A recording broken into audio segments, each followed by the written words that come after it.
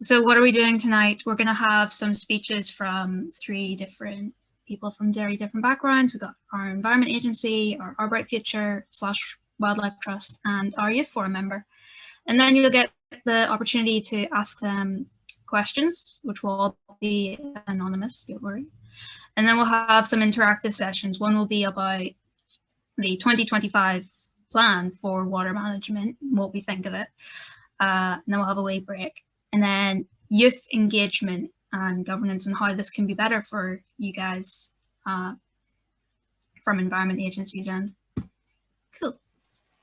Hi everyone, so I'm Jenny, I work for the Environment Agency. Today we're going to be using Slido, which is a live Q&A and polling platform, so we can hear your questions and hear your views. To participate throughout the Youth Voice Summit this evening, you go to slido.com on one of your devices and enter the code #YVS. You can enter questions for our speakers, Emma, Peter and Alex, in the Q&A tab, and vote against questions too. To participate in the polls, click on the polls tab, and we will be going live with different polls throughout the event today. So thank you, and back to you, Arwen. So really quite easy to use, don't be worried about it. If you've got another device or if you need to open another browser on your computer, it's totally fine. I think there is a poll open at the moment, so if while you're listening you want to answer that, then that would be cool as well. So next, so first speaker will be Emma, who's our chair of the Environment Agency. So I will hand over to Emma. Great, thank you, Arwen. Can everyone hear me okay? Is the technology working? Brilliant. Well, thank you so much for inviting me here this evening. When I was preparing for this, I saw a blog by Gemma, a 16-year-old Our Bright Future Youth Forum rep who lives in York. I don't know whether she's joined us today, but Gemma said, water is a substance we often overlook and ignore, but it can be the source of life itself or the source of great tragedy and sorrow. Gemma goes on to talk about York, where the River Ouse has often overflowed and ruined people's homes. It's a tragedy that could happen again. Climate change means that the UK has seen a 16-centimetre sea level rise since 1990. By 2050, there will be a 59% more winter rainfall, and once a century sea level events are expected to be annual events. But water isn't the enemy. Climate change also means that by 2050, summer temperatures are set to be up to 7.4 degrees centigrade hotter, with a 65% chance of a summer as hot as 2018. By 2100, summer rainfall could decrease by up to 62%. So we need water, but we don't want too much of it. Climate change is often called a crisis or an emergency because managing threats like floods and droughts is getting rapidly more difficult. This problem has been growing for quite a long time and people have known about it too, but it took one other 16-year-old, Greta Thunberg, who started the school strikes to fire up people's attention. And I had the huge privilege to meet with Greta a couple of years ago. Greta held the world's attention and said, "I want you to panic." But as chair of the Environment Agency in England, I am hugely grateful to Greta for bringing an urgency to problems I have spent most of my life working on. But I don't want you to panic, because dealing with these problems is going to be really important to your future. Getting the skills necessary to succeed and help others while you do is really important, so you need to focus. For instance, here are just some of the things we all need right now. Cleaner energy, better transport, greener offices and schools, greener alternatives to plastics, and growing food in ways that are better for the environment. Whether you go on to work in business, government, academia, the media, or green environmental groups like Greenpeace, WWF, or Friends of the Earth, or indeed the Wildlife Trust, every organisation will be touched by climate change, and your future success depends on managing it well. I'm not saying the children are the future or over to you. We need action now from people like me, and I'm on it, I promise. But I do want to show you that this is about opportunity as much as it is about avoiding disaster. The Environment Agency builds and maintains flood defences that keep thousands of people safe. Alongside the emergency services, we respond to major flooding and hundreds of other incidents. We catch and prosecute waste criminals who are often involved in serious organised crime. We reduce greenhouse gas emissions from the industries that we regulate.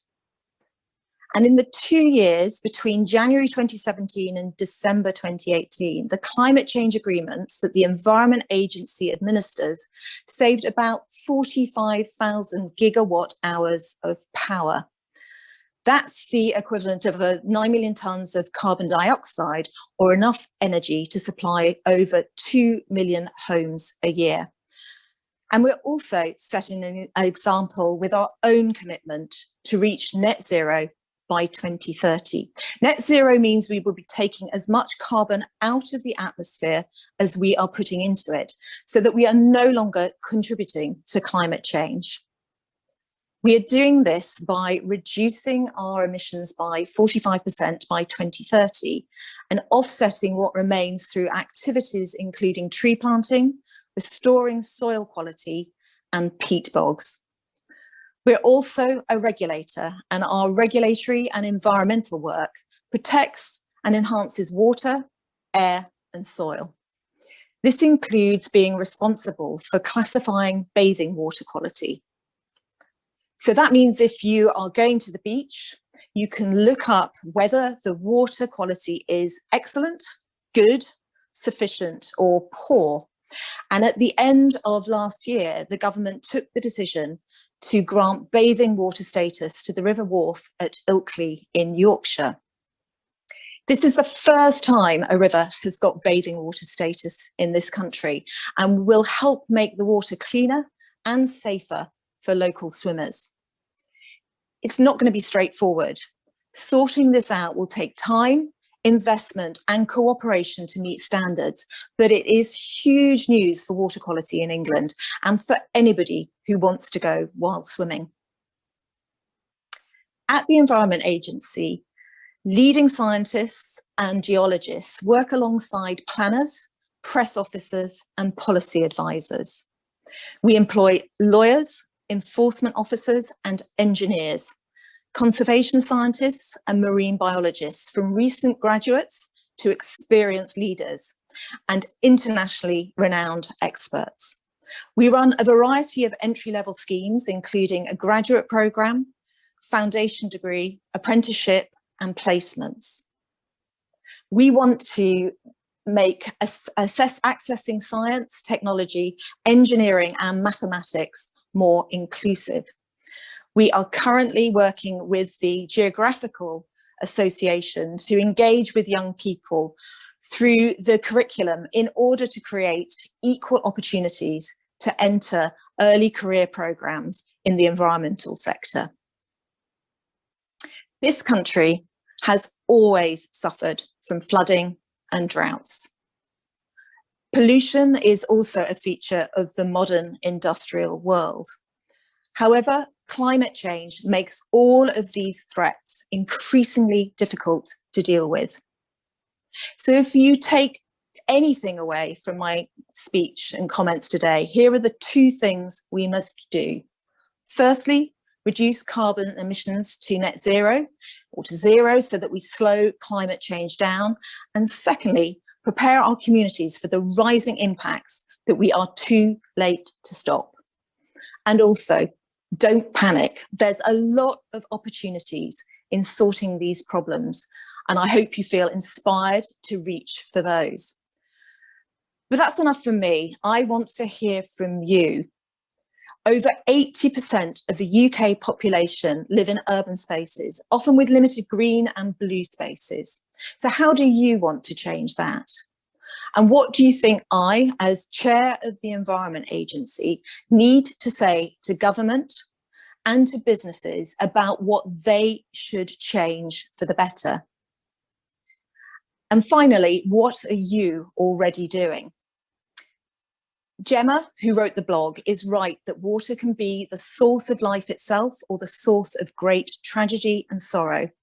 Let's discuss how we can manage climate change so there's a lot less tragedy and sorrow and a lot more life. Thank you very much, and I'm looking forward to the discussion that we're going to have. Thank you, Emma.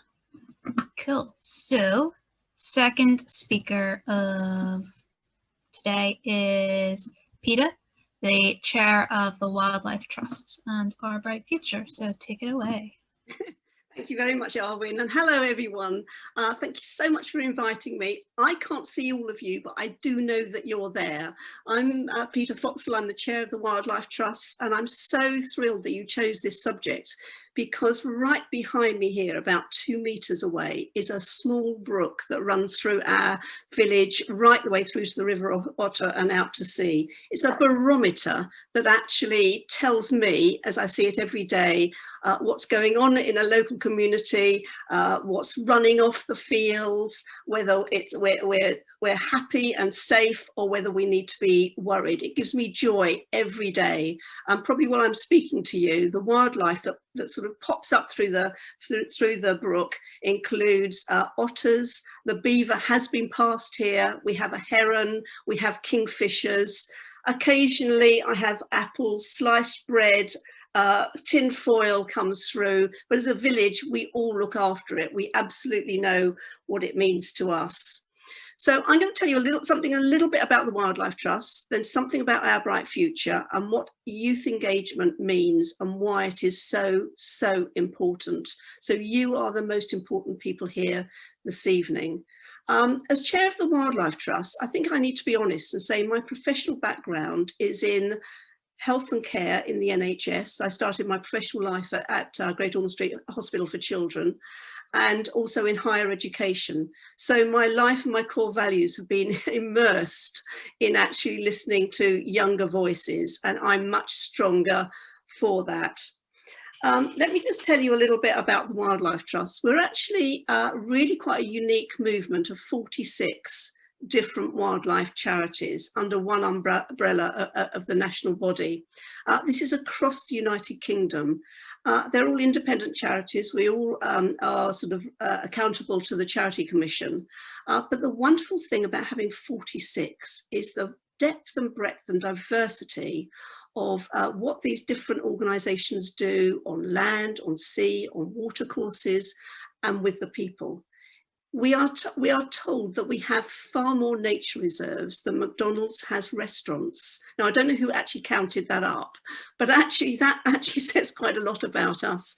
And of course, that's only the tip of the iceberg, because the focus of our work is actually on flooding and drought and soil and carbon and education and learning and health and well-being. So the depth and breadth of our reach means that there is something for all of you there. The one big thing about being a non-governmental organisation is that we can take action and we campaign and we can have really loud voices. And you may see some of the voices are focused on action for insects, badger vaccination against badger culling, and our current one is, we call it 30-30, and that's to restore 30% of land and sea by 2030. And of course, when we say land and sea, we also mean everything in between, because this is urban and rural, as Emma was saying. We need to make quite sure that this is something for everybody. We're all connected by people and place and by funding and by governments, not just Westminster. We have the devolved nations as well that we need to listen to. But the key thing about everything we do is that the societal and environmental challenges, and indeed, you know, the thing we've all shared this last year is with the pandemic, those challenges, you know, they lie ahead, that children and young people need to be at the heart of that recovery. And we know that you are. And let me just give you an example of where that's actually happening. And I know Roberta later on is going to expand on that. So one of my absolute joys when I became the chair of the Wildlife Trusts back in 2017 was to be asked to be the chair of the steering group of a program, UK-wide program called Our Bright Future. Now, what a name. I mean, that immediately lifts you up, doesn't it? And Our Bright Future goes right to the heart of my core values, and I bet it goes to the heart of your core values as well, because it's a program that's supported by the National Lottery Community Fund. Fantastic what we do without our funders. £33 million to focus on young people. Now, isn't that amazing? My goodness, that's best intent. And it's led by the Wildlife Trust, but it's a consortium of organisations all around the United Kingdom with projects that are chosen by the young people. And they cover a whole diverse range of projects covering sort of socioeconomic needs, to developing young leaders, to actually developing skills and qualifications, to improve communities, to improve young people, and by default, all of ourselves as well. I mean, it's just quite amazing what has been achieved. And I would sort of say that at the heart of all of this, not only is the steering group, which has all the partners on it, but it actually is our youth members. And they are absolutely crucial. When I took over as the chair, one of the things, and people have heard me say this many times, we must stop talking about young people. We talk with and we listen to. And our youth members on the steering group, they're fantastic because they work with Kath, who's here, and they sit and help to shape the agenda. They always start off the programme. And, you know, just our whole behaviours and attitudes change as a result. And that is so influential and impactful just in case of 2 hours. Because sometimes, you know, people like myself, we assume we might know it all, but we absolutely, definitely don't. But let me give you an example of what youth engagement actually leads to. Part of the collective programme, you know, the outputs, was to come up with 3 core asks that we could go to policymakers, to our governments, to our decision makers, to say, this is what young people want. And these are the 3 asks. See if they chime with what you fancy as well. More time learning in and about nature. Now, don't we all want that actually? But this is what we actually want our governments to agree to. This is the voice of the young people. Support to get into environmental jobs, but a little bit more than that. How about if every job was a green job? So that makes it much more inclusive for everybody, whatever you want to go into, whatever you end up doing in your life. And that the other crucial ask, which is important for tonight, is about policymakers, employers, businesses, schools and charities, listen to this, to pay more attention to the needs of young people and to the environment. That is absolutely crucial. And it's not just something thrown up into the air and we hope somebody catches it.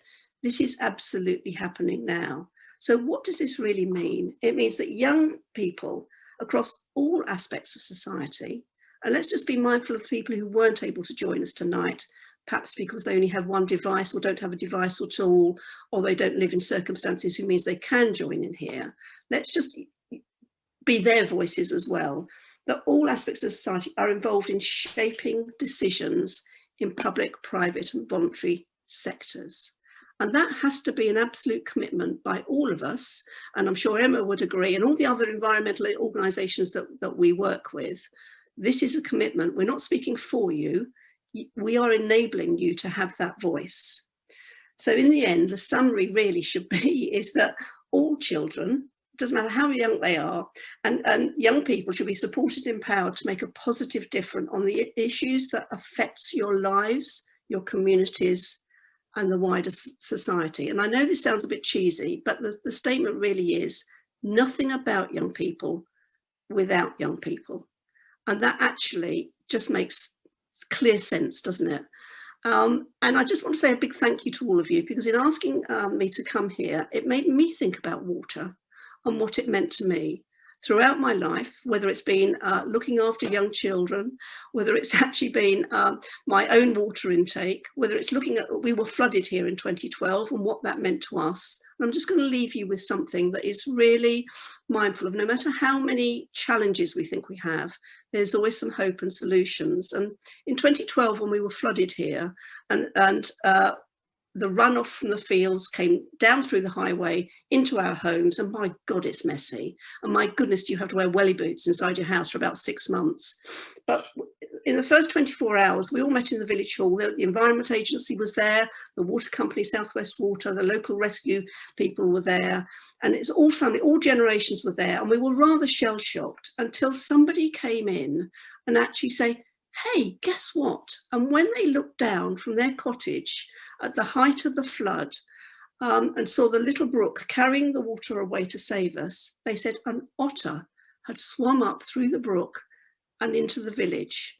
And we all just shed our worries and our concerns. And it was a punch the air moment, because even though we were wet, we were covered in mud, the thought of an otter actually coming up to be with us gave us the most joyful time in the most difficult of circumstances. And the fact that the otters still visit us really means a lot to us. So there's always solutions in challenges in whatever we're going to do and share with tonight. Thank you so much. I look forward to listening to your ideas and to be inspired and take things forward. Thank you so much. Cool. So last speaker is Alex, one of our Right Future Youth Forum representatives. So over to you, Alex. Okay, can everybody see a PowerPoint? Yes. All right. So hello. Thank you so much for having me today. My name is Alex McDermott, and I am the representative for our Bright Future Youth Forum. I'm a former member of UK Youth Parliament, an A-level student at Ecclesbourne School in Derbyshire, and a keen kayaker.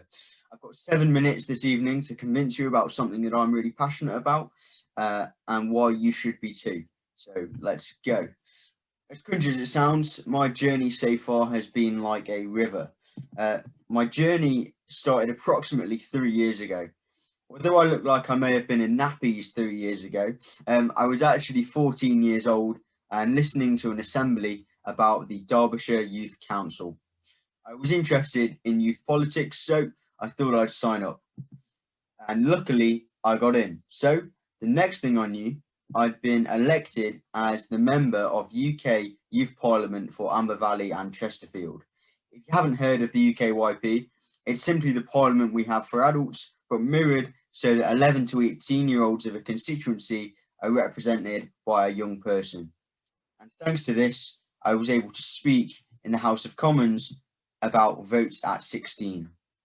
I learned 2 key things from this experience. 1, to enter the world of politics, you need to have a thick skin. A video of my speech was uploaded onto Twitter. And although it got praise from Jeremy Corbyn, I received hundreds of brutal trolling comments. And according to one Twitter user, as you can see on the screen, I was the reason that wedgies were invented. Nice. However, on a more positive note, I learned about the power of media. My video got over 1.6 million views in 2 days. Ironically, I wasn't extremely passionate about vote to 16, it was just the issue of the day. In fact, my true interest came about from the environment. Now, when I first started canoeing on my local river, the Derwent, when I was about 10 years old, I was shocked to see how much plastic was caught in the river, trees and the banks. And it motivated me to get more involved. So I set up the Last Straw campaign in my local village. This saw me trying to promote small changes in lots of places. For example, at my local carnival, I charmed the barkeepers to avoid plastic straws. I persuaded local schools to sign up and become plastic-free schools by meeting simple objectives as part of the national curriculum. However, I didn't want to reinvent the wheel. I found that there were existing programs doing similar work to me that I could join on to. Service Against Sewage were already running some excellent initiatives, helping communities and schools to reduce plastic waste. I became a youth representative for my village's plastic-free community steering group alongside the local Green Party councillor, and we're now well on the way to getting plastic-free status. But How could I bring about wider change outside of Derbyshire? I looked to my friend Sam, based in Cornwall, for help. So we planned an expedition to walk 100 miles of the Cornish coast to engage stakeholders in the plastic reduction movement. Now, planning was going great. We had sponsorship from the Jeremy Wilson Trust and the Next Challenge. We got local politicians involved and schools committed to teaming up with Service Against Sewage. At the same time, I signed up to Bright Green Future, a group of young environmentalists led by some enthusiastic and outdoorsy adults. A great initiative. As part of this, each person has to come up with a project for the year, and mine was going to be based on the Cornwall expedition. So my journey had taken me this far and things were looking good. But then COVID struck. As was the case for many others, this disrupted my plans. I had to replan my expedition with around 2 weeks' notice, so I decided to lead a 130-mile canoeing expedition on the River Severn.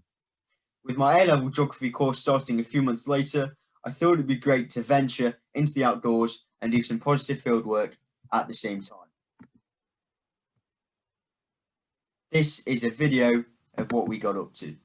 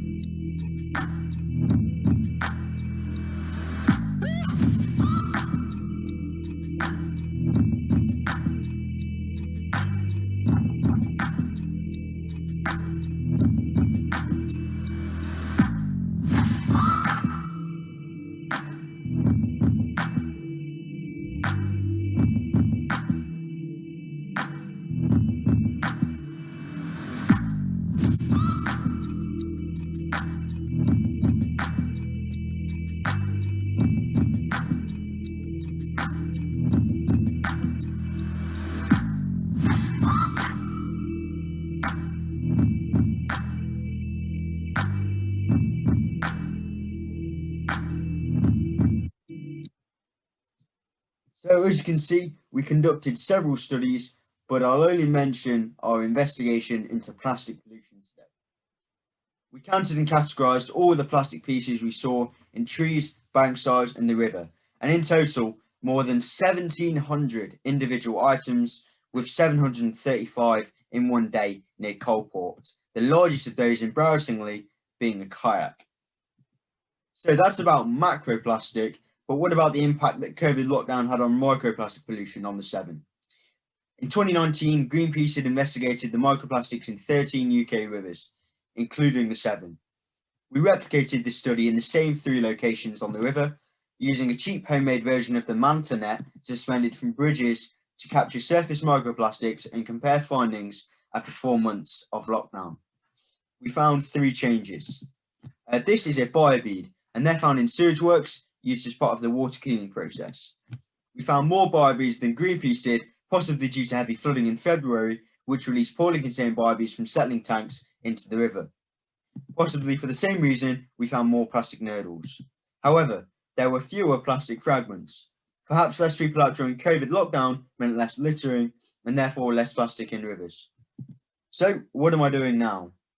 Well, I believe the voice of young people is more important than ever. If we engage people in the river environment, especially the next generation, then they're more likely to care for it. My journey to get more young people involved started last week, where I gave a lecture to the Royal Geographical Society on the benefits of doing so. Schemes such as Clear Access Clear Waters, a British canoeing campaign which aims to achieve more access to UK waterways so people can understand rivers better and know how to care for them, are a great place to start with this. And that's why my Bright Green Future project for this year is to increase the youth voice behind Clear Access Clear Waters. Now, I'm asking for your help in 2 ways. First, get your phone out now and sign the petition on the Clear Access Clear Waters website. And why not use the template provided to contact your local MP? Second, help me access more young audiences. It would be great if any of you could put me in touch with schools, clubs and organisations. Thank you so much for listening. My socials are linked there if you want to get in touch. Yeah, so now we can have some questions and answers. We've got the Slido link and the little code that you need. Go to the questions and answers tab, and then you can write your questions. They'll all be anonymous. And sadly, there's like too many people to do voice to voice sort of asking questions. But hopefully this will go out okay. So I'll ask a first question, and if any of our speakers would like to give in, how can these challenges with sort of waterways and systems get the same awareness as climate change and plastics?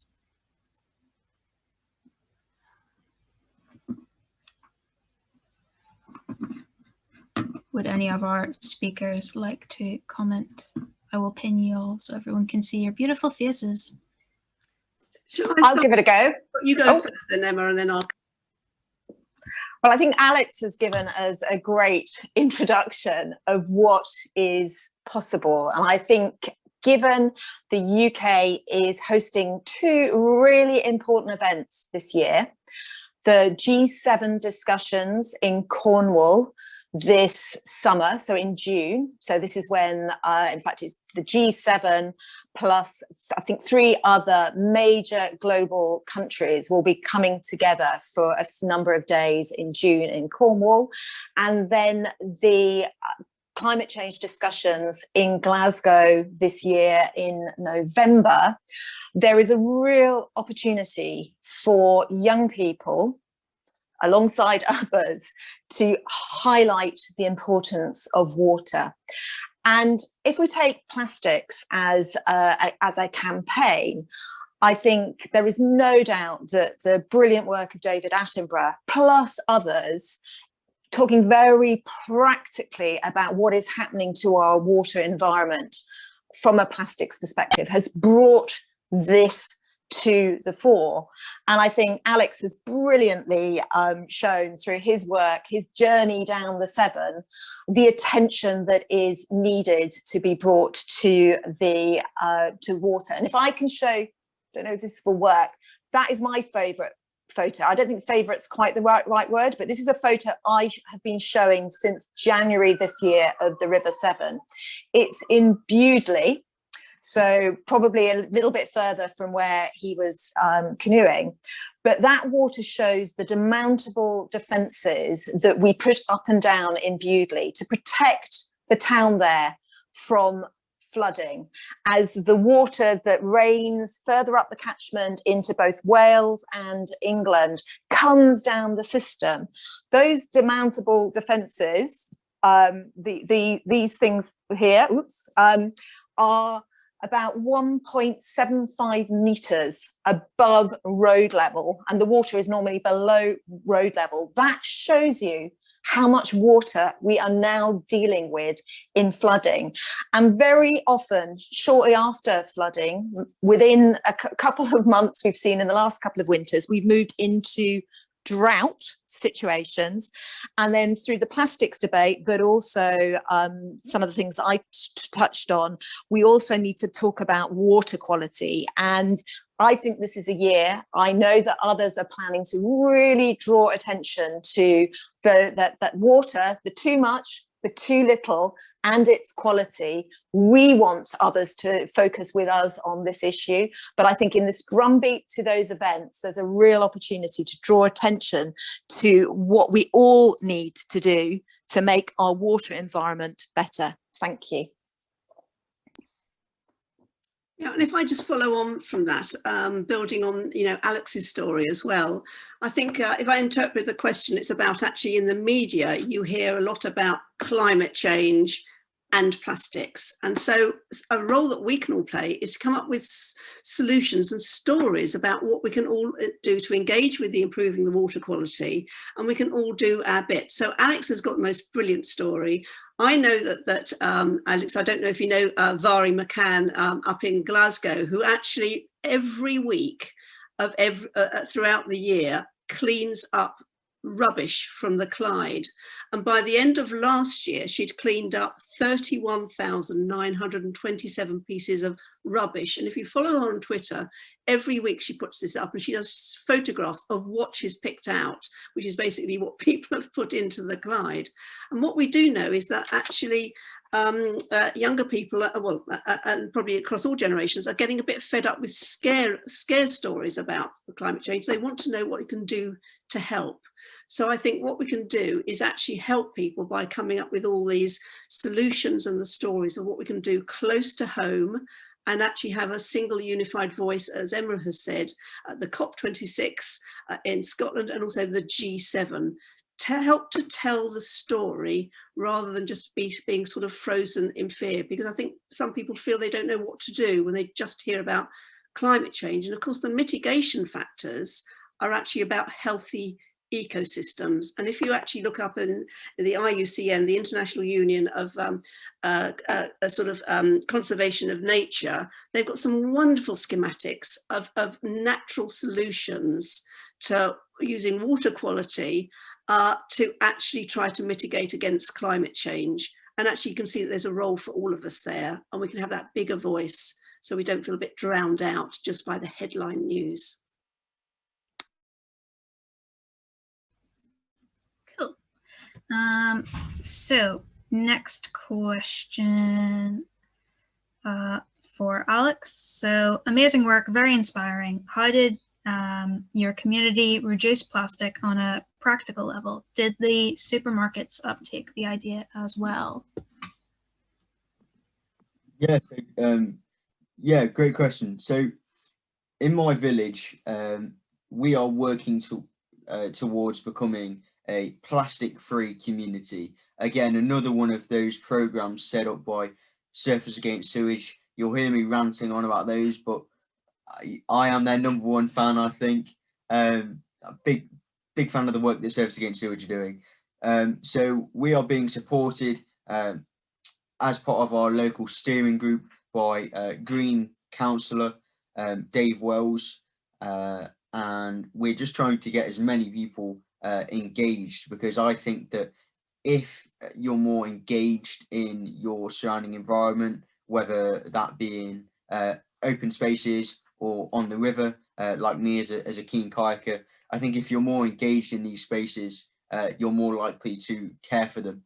So I think what we need to do is work with as many people as we can, stand on the shoulders of giants, and I think that we need to make small changes in lots of places, as that makes a big difference. Thank you. So next question, mainly for Emma. How can I get into working in a place like the Environment Agency? How did you get your role? Thank you. And again, a great question. If I start with my role, it's a public appointment. I'm appointed by the Secretary of State.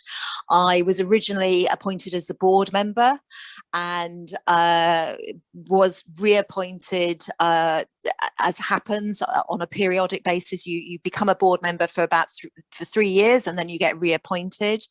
I was asked to become acting chair about 5 years ago, and then went through a full public appointment process, which includes going in front of a select committee, so where a group of MPs that look after or focus on the Department of Environment scrutinise all the chair appointments of what are called the arm's length bodies, like the Environment Agency, like Natural England. So a very formal process to get on the board of a body like the Environment Agency, and even greater scrutiny if you put yourself forward to be chair. My background is finance, and I started working in corporate finance many decades ago and did a stint in mainstream finance. I then took a break. I had an international education. I went sailing for 2 or 3 years. It just happened to work out that way. And when I came back, I wanted to work in, having lived in the environment, I wanted to work for the environment, and realized at that stage that very few people were thinking about the environment through the world of finance. And I started working for one of the pioneers in green finance. And again, that's probably 30 years ago. So I've spent at least 30 years of my career thinking about environmental issues, climate change issues, environmental sustainability through the lens of finance. And again, one of the things that I am most pleased to see in response to the climate change agenda and the water resilience agenda is how many investors now, including things like the Bank of England, are embedding environmental decisions into the way they make financial decisions.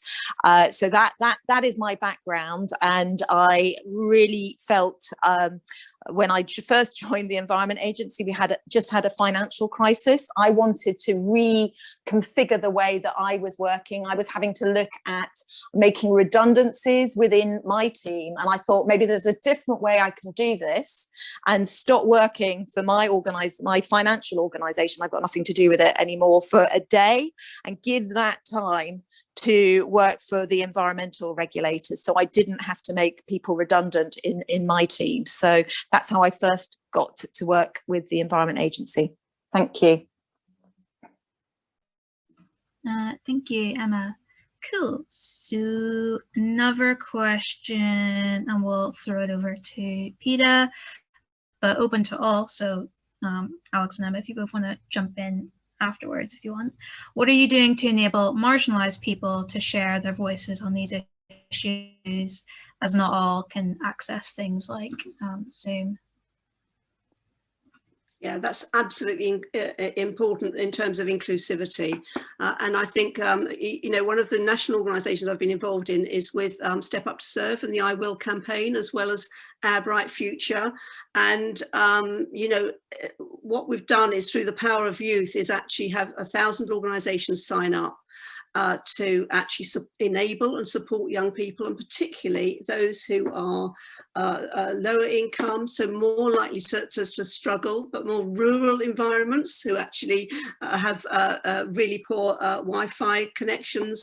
And we need to actually make quite sure we reach out to them and be with them and walk alongside, because I actually think we're all here on this capability, and my goodness, hasn't it lasted well over a year, but it does exclude people of all ages as well. And so we need to make quite sure that we can connect people together, so perhaps actually in buddy systems to make quite sure those voices are heard, that we still do, when we're able to, meet in our communities. That's absolutely crucial, urban and in rural, and to actually really sort of push for shared devices, push the government for the pledge for actually better Wi-Fi, and actually particularly in my local area is to have the local community centres where people can come and actually engage together and share those resources, because this has got to be inclusive. It's not for those who have, it's for everybody, and it is a really big challenge. And the one thing that really riles me is when people are called hard to reach. It's actually not hard to reach, it's that actually people haven't reached out and understood the basis of that question. And we need to all work on this together with all society, schools, colleges, local people, and see what we can do. I don't know if anybody else, Alex or Emma, wants to add in to that. Yeah, I was quite keen to, but Alex, you go first. You go first. Oh, thank you, very kind. So yeah, I agree. I'm not going to sit here and say we need to do X, Y, Z, because I am in no means an expert like Petter and Emma are.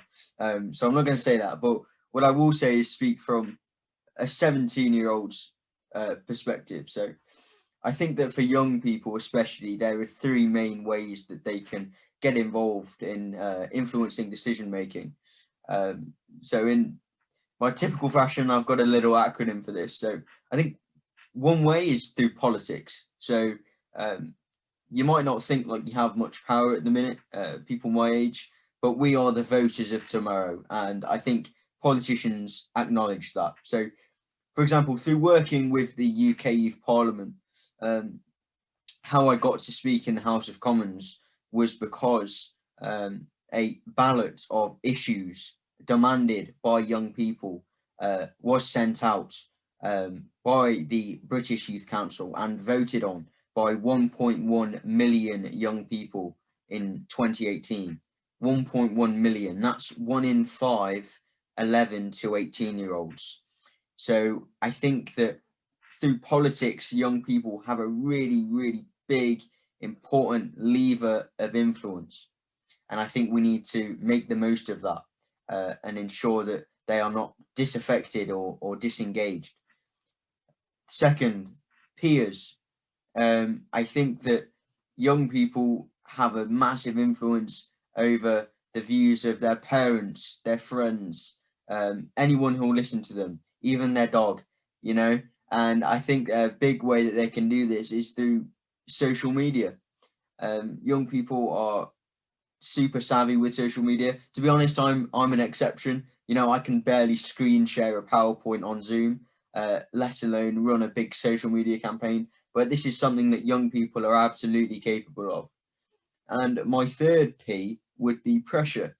Put pressure on businesses. So although not all young people are going to be able to influence business change, because like me, I don't have a lot of freedom over my finances. I'm only 17 on a student budget, so I don't really have much control over this personally. But things that young people can do to pressure businesses: use less plastic, you know, consume less, use reusable cups, and you know, loads of other ways to get hold of viable alternatives to plastic and waste. So that's what I'd say. As I say, not an expert by any means, but I think that's what I'd do. That's where I'd start.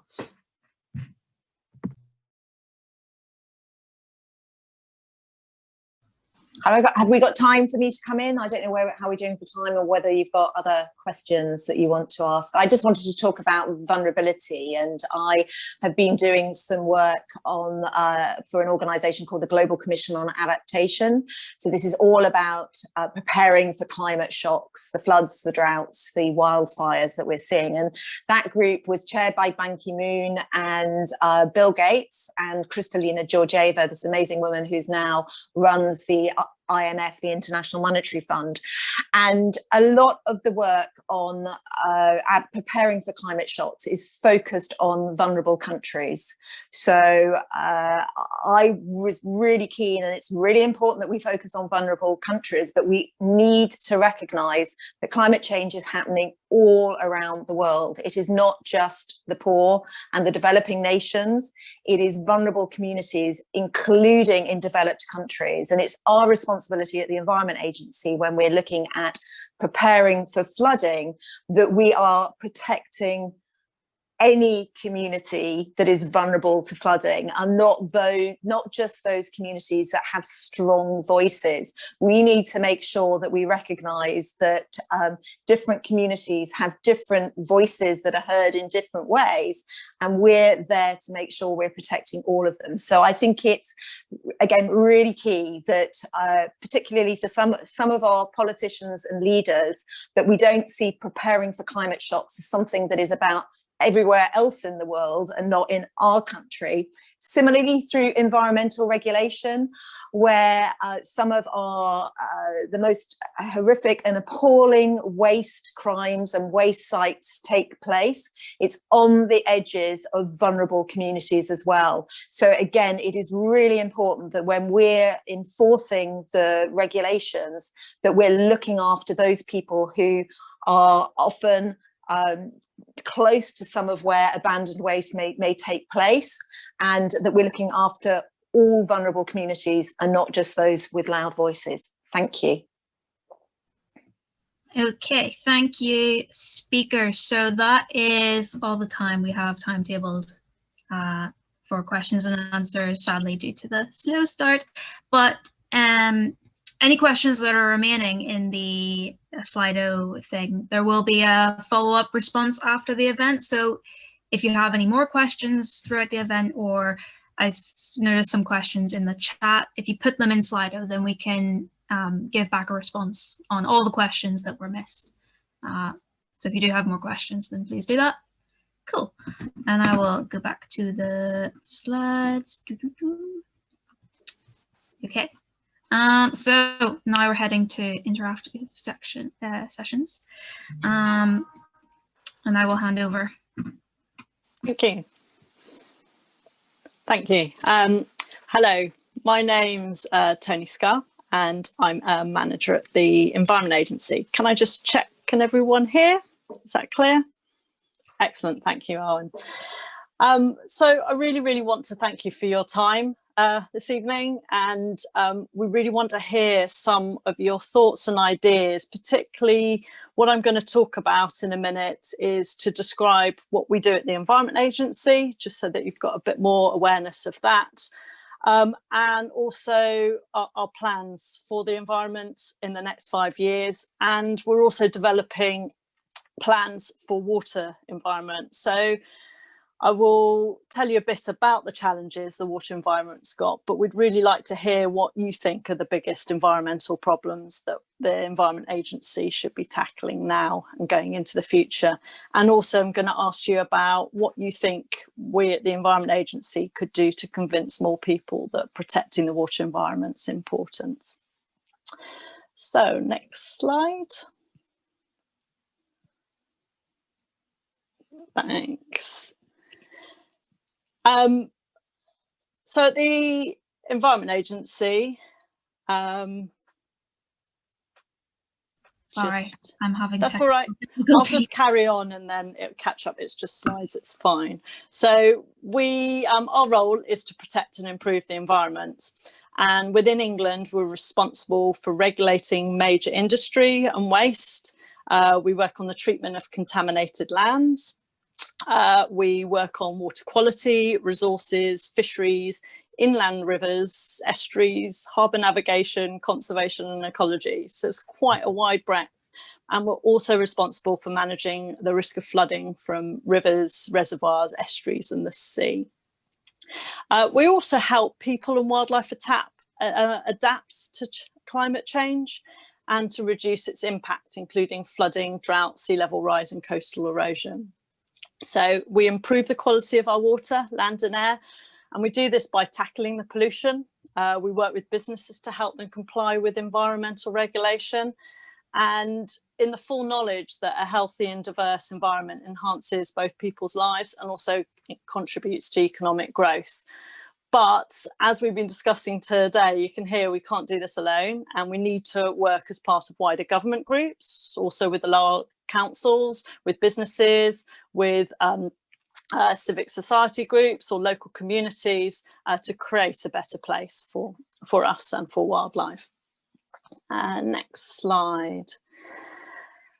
So looking ahead, we think the scale and the pace of the changing climate means that we need to rethink and we need to work in different ways. So not only to minimise our own impact on the planet, but also to be better prepared for the consequences that we will see.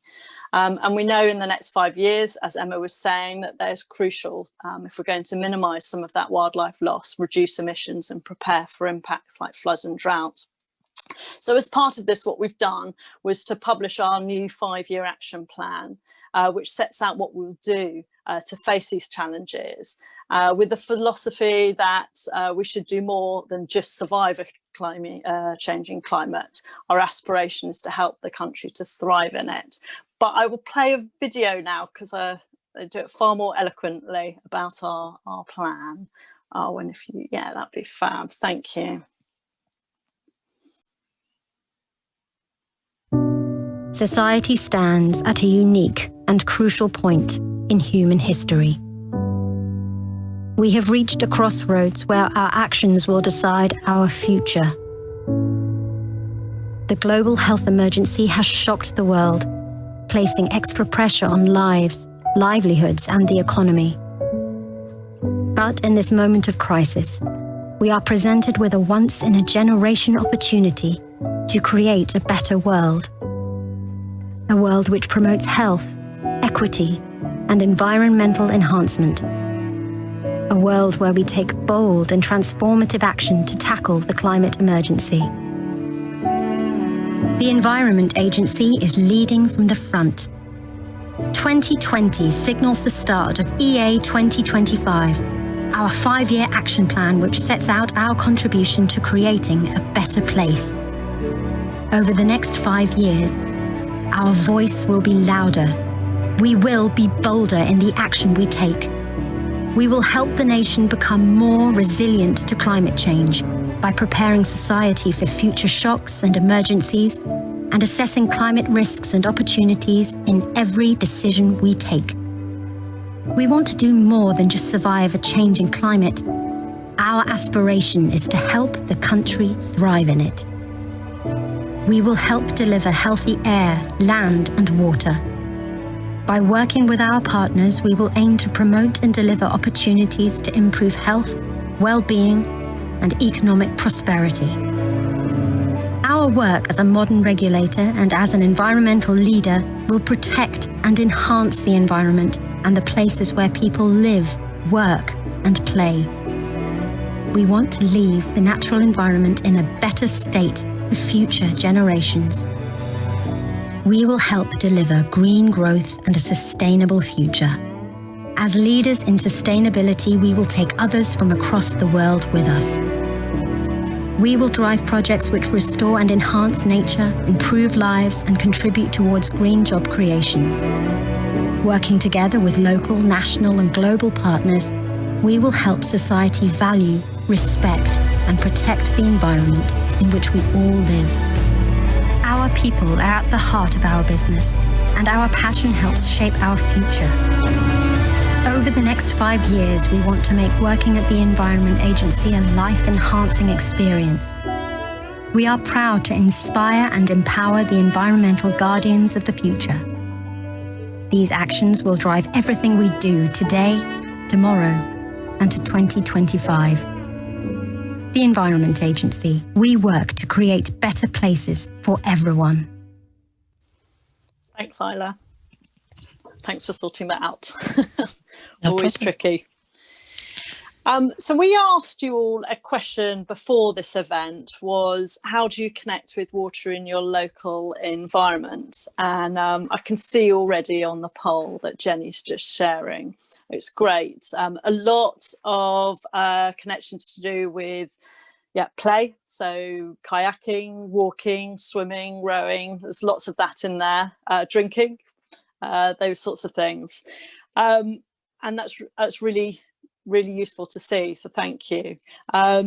Also, what sometimes we get reflected back is that we're not always aware of our own impacts as part of that, from how much water we use in our homes, what we put down the drains, to even the clothes we buy and how much water that takes to produce, those sorts of things.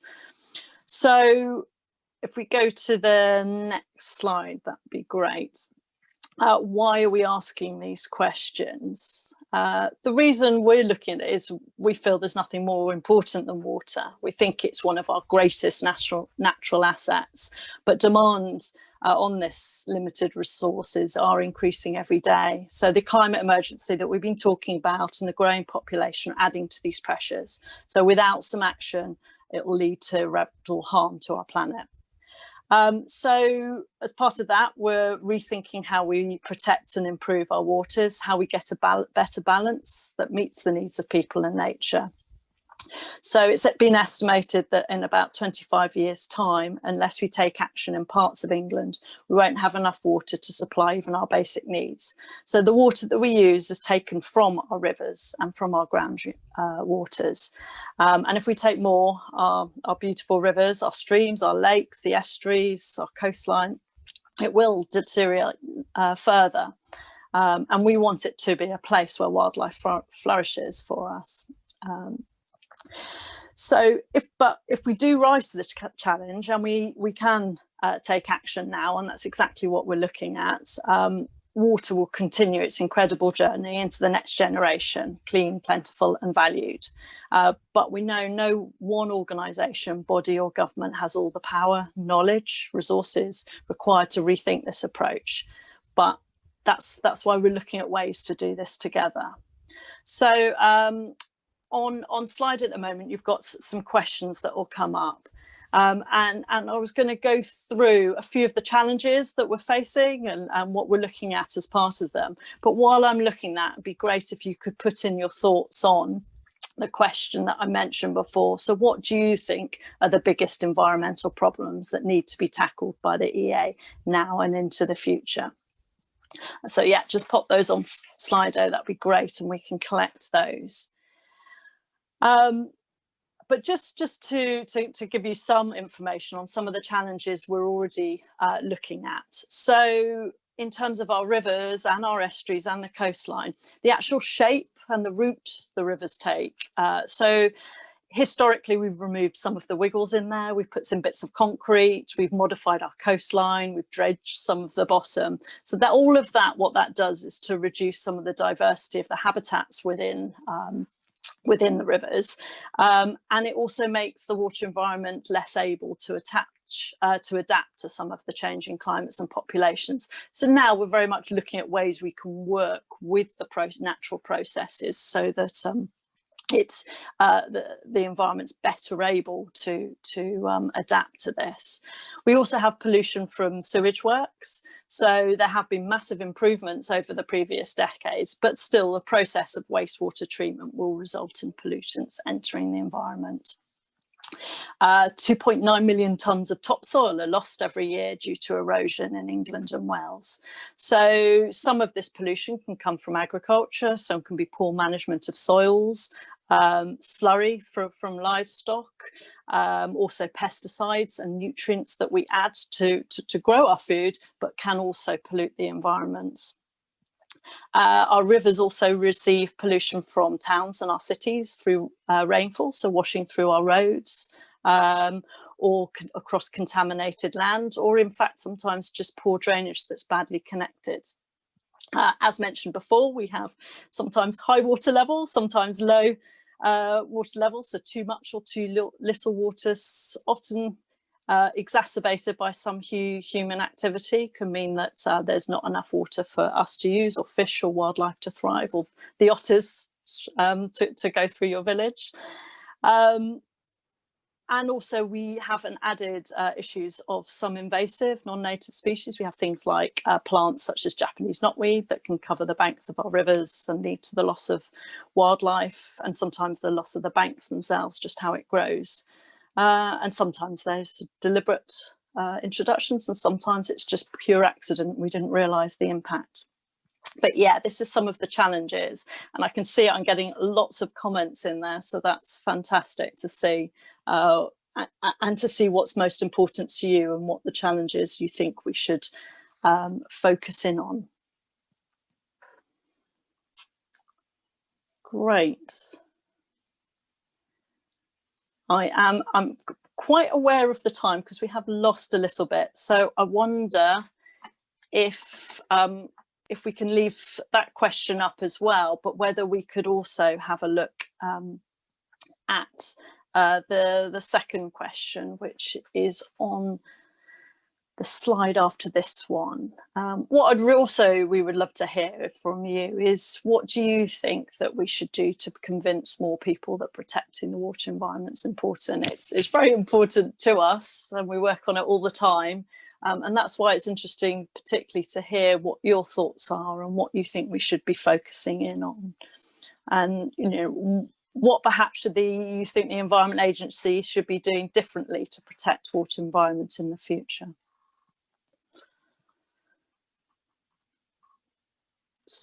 So while people are having a little think and adding, I can see that people are adding all their ideas onto Slido. I wondered, Alex, what are your thoughts on that question? I did warn him I might ask him before it sounds too cruel. So I think that the Environment Agency can do quite a lot.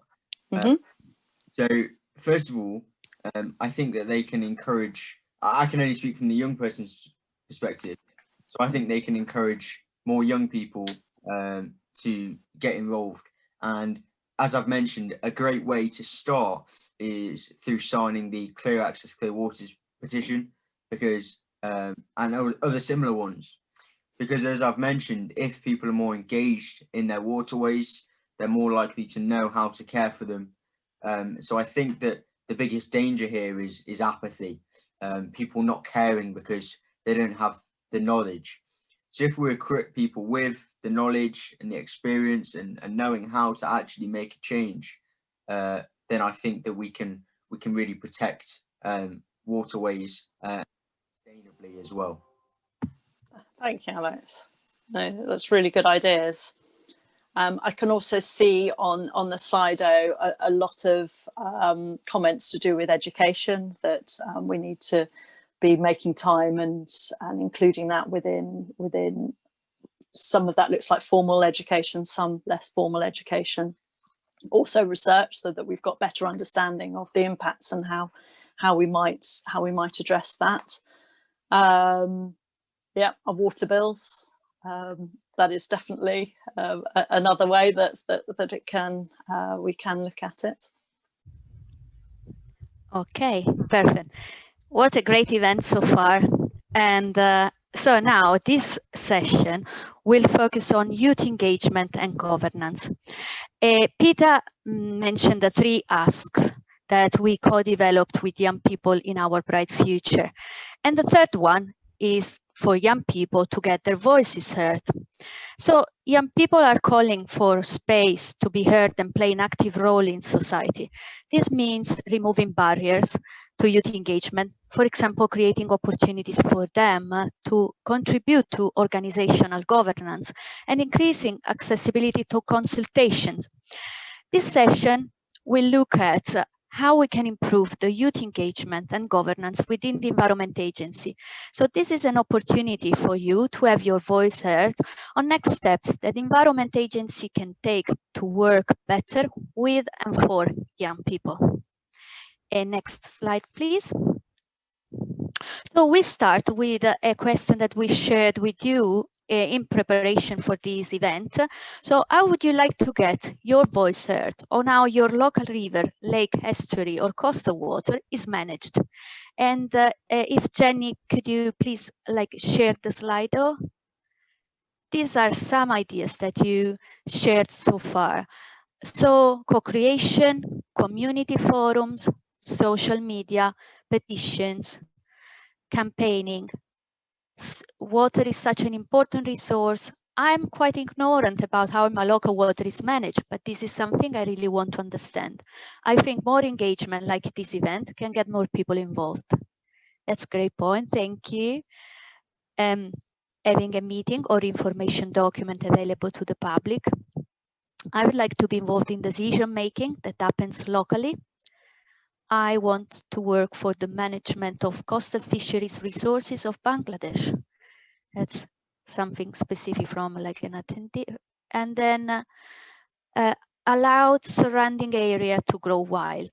So if you can keep adding your ideas, many good ideas that have been shared, some a suggestion that we will take forward and take to the Environment Agency. Now, how does the Environment Agency currently engage with young people? Emma, in her speech, touched on some of the things that the Environment Agency does to engage with young people. And I will just remind you of the several ways that the Environment Agency works with and for young people. So first of all, they support young people's skills development through a variety of entry-level schemes, graduating programs, foundation degrees, apprenticeships, placement. They also produce educational resources, working, for example, with STEM learning, with the Geographical Association, to produce resources that can be used by children and young people. And they involve young people in developing, implementing their plans by consultations and focus groups. in the last months, we organized a few events together to engage young people like you to get their voices heard on specific issues, specific consultations. So, for example, they fed into the Environment Agency Challenges and Choices consultation. There was a consultation asking the young people, people in general, and with our event, young people, how the challenges that our waters face and the choices and changes that we all need to make to help tackle all these challenges. And the Environment Agency is also keen to hear in this session from you how it can engage on your ideas and views more. So how they can make it easier for you to engage with them. So if we look at the next slide, the question for you is, which methods of engagement appeal most to you? And if you go to Slido, there will be the options of educational resources, skills development, career entry, level opportunities, webinars, group discussions, consultations, but there is also an option for other. So if you can start voting, and we will see in a few seconds then the results coming. Please just share your views on these. And then we will talk about your ideas for other methods in the next slide. So really important, educational resources, career entry level opportunities, skills development, webinars. Okay. It hasn't received any point as far as I can see. So really like the two main points that you shared are educational resources and career entry level opportunities. Yeah, 0% for other. Oh, 7%. Okay. Yeah. Okay. And I think that having the information is the first thing, like to get engaged now, like so receiving all the information to then having an informed engagement is really important. Okay, so now if we look at the next slide, thank you. I want to share an example of positive youth engagement.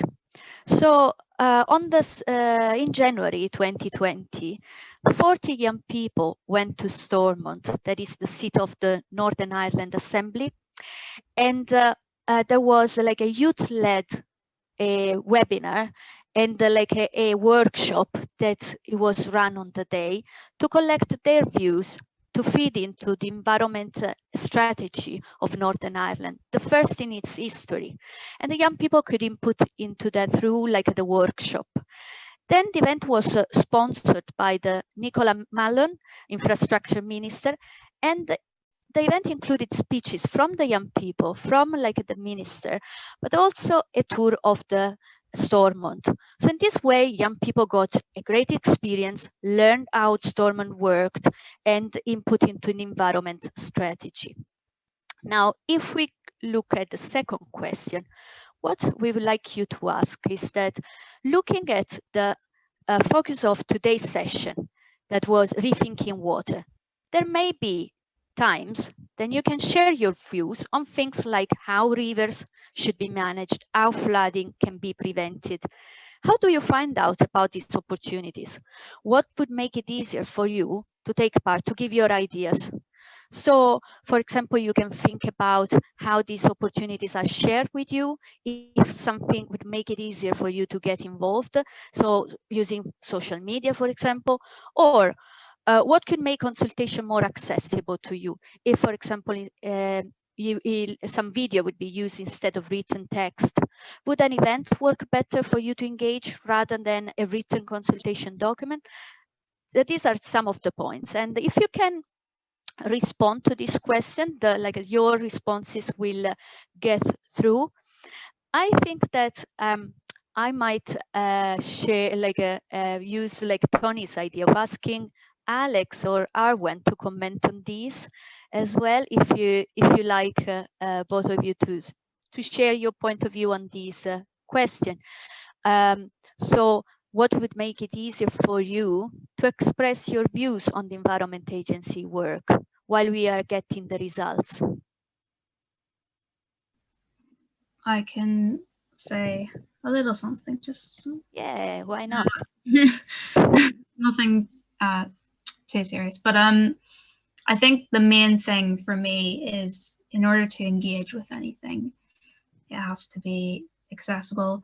How do you make it accessible? That's the big question. But if you're doing documents, leaflets, surveys, questionnaires, all the things that you're writing down, how do we make this accessible to young people? Is have young people in the consultation when making these things, because then you can like get to the nitty-gritty of, oh, this is actually really confusing, or trying to find this link or going to this event is going to be really difficult. There might be problems with transport for young people, or not being able to access it because they aren't over 18.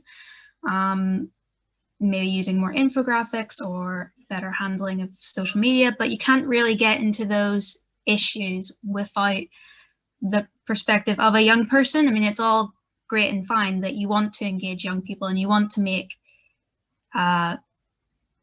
ways of connecting with them, but unless you get the viewpoint from young people to say, this works really well, this has not worked really well, you need to tweak this and you'll get more people involved, then you'll still have that disconnect. You can do and make all the engagement stuff in the world, but unless you're getting that input from someone who's going to be accessing it, then it's going to flop. Thank you, Arwen. Alex, have you got anything to add? I completely agree. I don't know if there's much more I would add there. I think it's just about making it accessible as possible, because young people sometimes are on a tight budget. They can't transport themselves everywhere. Different things like that. Arwen's mentioned it all. So I'd say it being online is a crucial part of that. Yeah, I completely agree. I think she covered everything. Thank you both.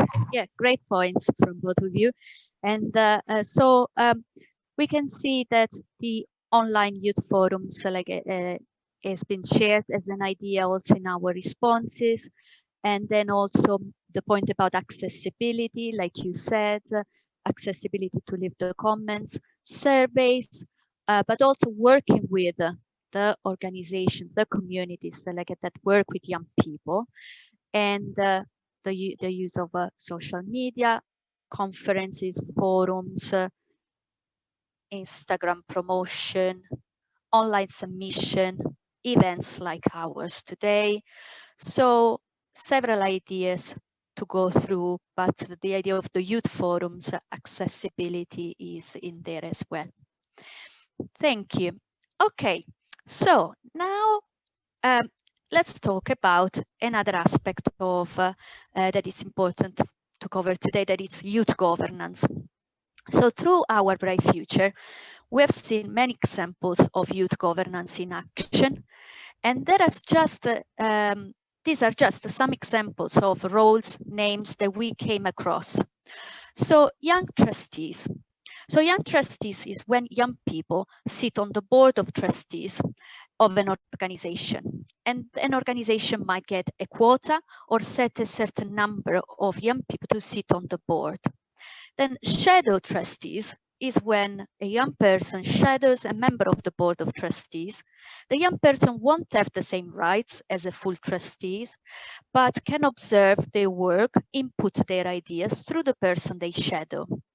Then we've got youth advisory board. This is when a group of young people is established within an organization to be consulted regularly on specific subjects.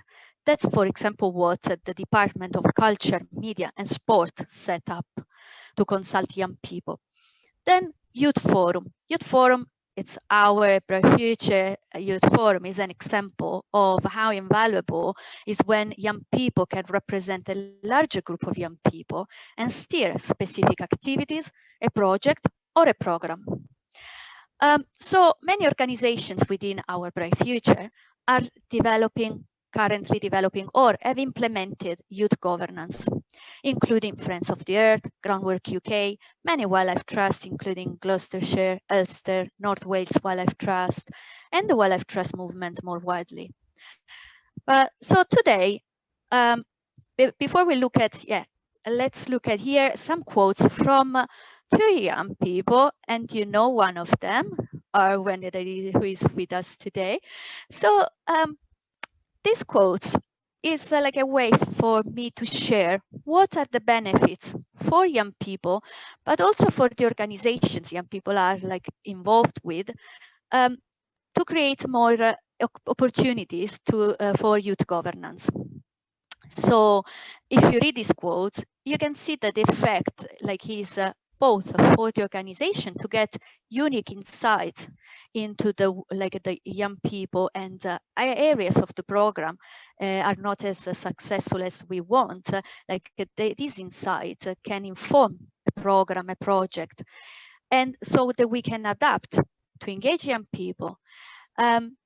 So the first thing, like Arwen said today before, is the first thing is to engage and make it accessible to young people for day one.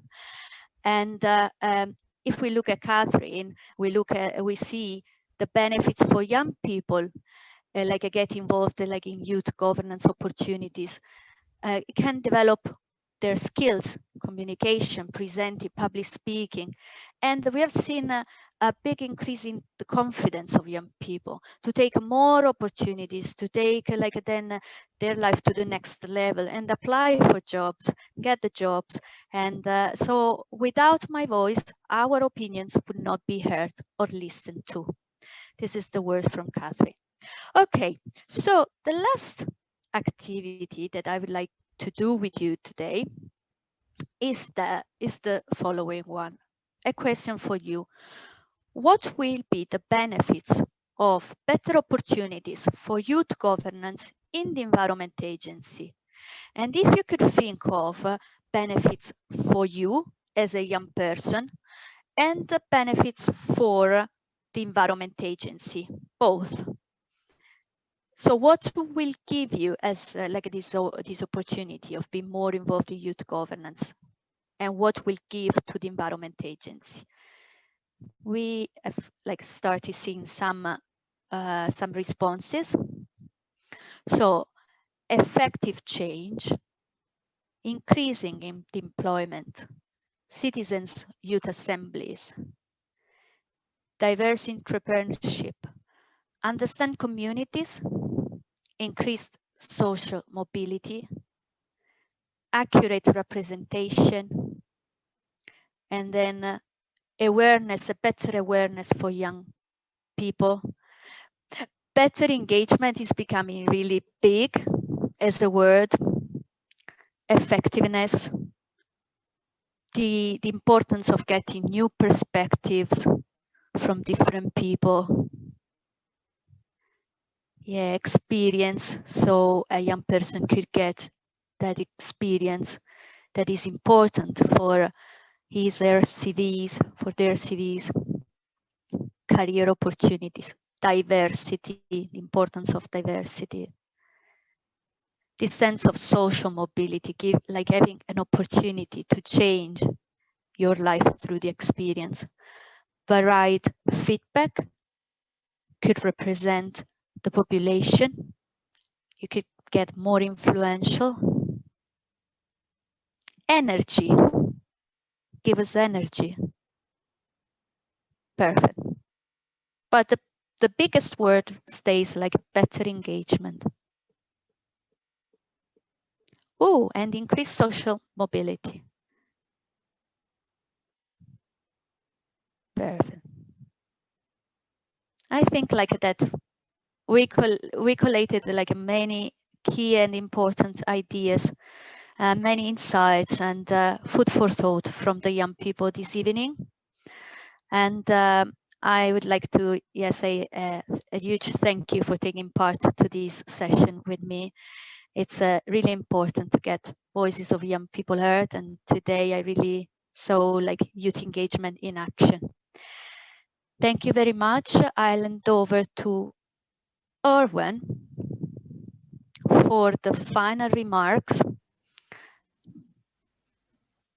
Yes. Thank you, everyone. Thank you, everyone, for attending and for sticking out the 2 hours. Thank you to our speakers for speaking and staying with us the whole while. And thank you, everyone, on the technical side for keeping things running, even if there were a few bumps. So, yeah, like I said, there's a chance to still give feedback through Slido, and the questions and answers you can still. Sorry, Arwen, I've seen that MS raised their hand, so just so that you are aware. Yeah, go ahead. Well, when it's right for you, Arwen, I know you specifically asked me to stay on the other evening when Peter and I were debating how long you wanted us to be there and be with you, and I just wanted to make sure I could thank you and thank everybody. But when it's right for you, let me know. No worries. Yeah. So yeah, I'm just listing my thank yous. Where was I? Oh, the feedback. So yeah, so questions and answers. We'll answer any other questions that you have. If you have any feedback about the event, what went well, what didn't went well, I'm sure we are very happy to receive that.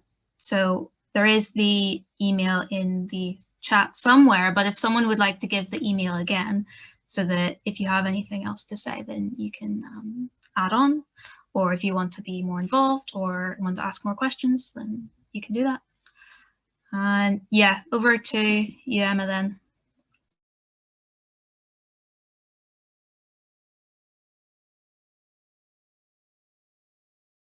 Sorry, my screen suddenly started to do different things for me. So yeah, I wanted to say, firstly, thank you to all of the organisers, and for you for hosting this as well. But everybody who's participated so fully in the discussion. I don't need to be persuaded of the need for youth engagement. I'm the mother of 3 young adults, and they and their friends keep me very much engaged. But it's not just their voices. I have gone out to bring in the youth voice to various events that we have hosted at the Environment Agency. We have an annual event called Flood and Coast. And Alex, I don't know if you've met Emma Greenwood in your role as a youth MP, but I met her at when Andy Burnham hosted a Green Summit in Manchester and invited her to address our conference to bring that youth voice to life as adults with responsibility in roles where we can make decisions really do hear the voice of young people. I started exploring with my board and the department how we actually more formally bring in a youth voice. It's not as straightforward as I'd like. And Alex, you talked about the need for thick skin. Certainly in a role like mine, you need a terribly thick skin. And so in bringing in the youth voice, I want to make sure that we have the right kind of safeguarding, and it may be easier for us to do that in a way where we're looking at some of our strategies and how we develop those and implement those. We also work as an area organisation, so we have 14 different areas, and where our area directors are getting involved in some of the commissions that are being launched up and down the country. I'm speaking at the launch of the Yorkshire and Humber commission tomorrow evening. I know that youth voices are absolutely critical to those sorts of local governance arrangements. So I haven't concluded what we will do formally at the Environment Agency. We've all been dealing with the pandemic, but I haven't forgotten, and all of your voices, all of your contributions this evening has reminded me how important it is that we are engaging with the next generation.